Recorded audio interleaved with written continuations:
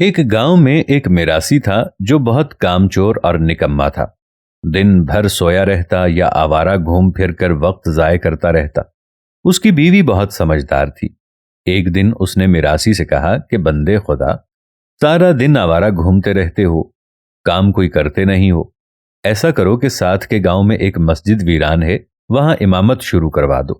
اسی بہانے عبادت گزار بھی بن جاؤ گے اور وہاں لوگ امامت کے بدلے گندم، چاول، پیسے وغیرہ بھی دے دیا کریں گے۔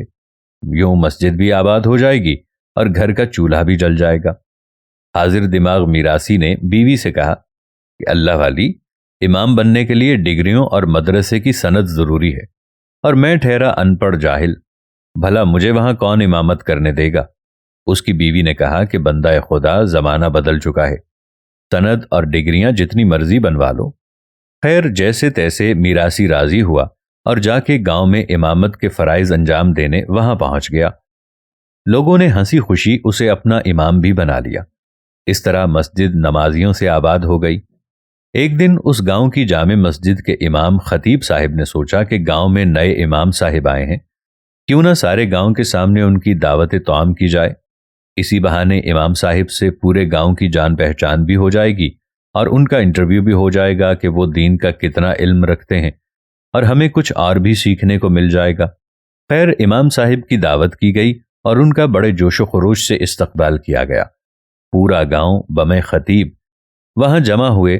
کھانے کے بعد جان پہچان کا سلسلہ شروع ہوا، اور جان پہچان کے بعد بھرے مجمع میں خطیب صاحب نے امام صاحب سے پہلا سوال کیا کہ حضرت، اسلام کے کتنے رکن ہیں؟ سوال سنتے ہی امام صاحب کو جیسے سانپ سونگھ گیا ہو، سکتہ سا طاری ہو گیا۔ لرزتے کانپتے کپکپاتے ہونٹوں سے بنا سوچے سمجھے بے تحاشا بولے، جناب عالی، اسلام کے 150 رکن ہیں۔ سوال کا جواب سن کر حاضرین محفل میں تشویش کی لہر دوڑ گئی۔ خطیب صاحب نے مسکرا کر کہا، حضرت، میں نے پوچھا کہ اسلام کے رکن کتنے ہیں اور آپ کہہ رہے ہیں کہ 150۔ امام صاحب نے کہا کہ جناب، غلطی ہو گئی، اسلام کے 140 رکن ہوتے ہیں۔ اس دفعہ خطیب صاحب نے قدرے غصے میں کہا، او مولوی صاحب، میں اسلام کے رکن پوچھ رہا ہوں، مجمع میں موجود لوگوں کی تعداد نہیں پوچھ رہا۔ میراثی نے گھبرا کر کہا، حضرت، غلطی ہو گئی، ابن آدم ہوں، خطا کا پتلا ہوں۔ گھبراہٹ میں الٹا بول گیا، ایک موقع اور دے دیں، میں بتاتا ہوں۔ اسلام میں اصل میں 130 رکن ہوتے ہیں۔ بس یہ جواب سنتے ہی چراغوں میں روشنی نہ رہی۔ پورے مجمع بم خطیب صاحب نے میراثی کو اس قدر مارا کہ میراثی کی ہڈی پسلیاں توڑ کر اسے دھکے مار کر گاؤں بدر کر دیا، اور کہا کہ دوبارہ اس طرف منہ کیا تو قتل ہی کر دیں گے۔ میراثی بیچارہ ٹوٹی ٹانگ اور ٹوٹے بازو لے کر جیسے تیسے کر کے گھر پہنچا تو بیوی نے میراثی کو اس حالت میں دیکھ کر ہمدردی جتاتے ہوئے پوچھا، مولا سلامت رکھے سرتاج، یہ کیا حالت بنا رکھی ہے؟ کہاں سے آ رہے ہیں ٹانگ بازو توڑوا کر؟ آپ تو امامت کے فرائض سر انجام دینے گئے تھے، پھر یہ حالت آپ کی کس نے بنا دی؟ میراثی نے بمشکل خود کو سنبھالا، آنکھوں سے آنسو صاف کرتے ہوئے آہستہ سے سریلی آواز میں کہا، بس امتحان دے کر آ رہا ہوں، اور یہ اسی کا انعام ہے بیگم۔ اس گاؤں کے خطیب صاحب نے مجھ سے بھرے مجمع میں سوال کیا کہ اسلام کے رکن کتنے ہوتے ہیں۔ میں نے کہا 130، لہذا جواب سنتے ہی انہوں نے میری یہ حالت کر دی۔ میراثی کی بیوی سمجھدار تھی۔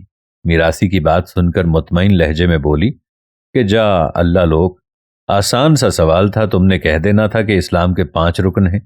میراثی نے ٹوٹی ٹانگ اور بازو کو سیدھا کر کے درد بھری آواز میں کہا، بیٹھی رہو تم اتنی بڑی عالمہ، گاؤں والوں نے 150 پر یقین نہیں کیا اور 130 پر یہ حالت کر دی۔ اگر 5 کہتا تو آج میں نہیں، میری لاش تمہارے پاس آتی۔ دوستو، یہی حال ہے کم علم والے لوگوں کا، جو دین کے بارے میں الف بے بھی نہیں جانتے اور علماء پر طرح طرح کی باتیں کستے رہتے ہیں۔ اپنے پاس سے من گھڑت باتیں، واقعات بنا بنا کر مخلوق خدا میں فتنہ اور نفرتیں پھیلاتے ہیں۔ علماء کی عزت کریں اور فقیروں اور درویشوں کی صحبت اختیار کریں۔ قرآن و حدیث سیکھیے اور سمجھیے، اور نماز کی پابندی کیجیے، آپ کو روحانیت محسوس ہوگی۔ امید کرتے ہیں کہ یہ ویڈیو آپ کو ضرور پسند آئی ہوگی، اور اپنے دوستوں کے ساتھ بھی اسے ضرور شیئر کیجیے گا۔ آنے والی ویڈیو تک کے لیے اجازت دیجیے۔ اللہ نگہبان۔